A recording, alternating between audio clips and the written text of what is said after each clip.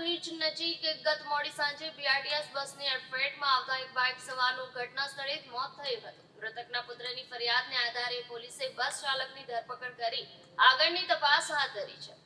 મળતી માહિતી મુજબ એક વ્યક્તિ સાંજે નોકરી પરથી ઘરે પરત ફરતા હતા. તે સમય દરમિયાન સચિન સાતવલ્લા બ્રિજ નજીક બીઆરટીએસ બસના ચાલકે રોંગ સાઈડ પરથી બસ ઝડપી દોડાવી હતી. આ દરમિયાન બસની ટક્કર ભાવેશભાઈની બાઇક સાથે થઈ હતી અને ટક્કર લાગતા જ બાઇક સવાર ભાવેશભાઈ ગંભીર રીતે જખમી થયા હતા અને ઘટના સ્થળે જ તેમનું મોત થયું હતું. મૃતક નવસારીના ગણદેવીના વતની હતા અને તાજેતરમાં જ સચિનના વેસુમાં આબવા ચોકડી પાસે આવેલા મંગલમ હાઇટ્સ એપાર્ટમેન્ટમાં રહેતા હતા. તે વિવિધ ખાનગી કંપનીઓમાં પાર્ટ ટાઈમ એકાઉન્ટન્ટ તરીકે કામ કરીને પરિવારનું ગુજરાન ચલાવતા હતા. તેમનો પુત્ર અઠવાલાઇન્સ ખાતે આઈટી એન્જિનિયર તરીકે કામ કરે છે.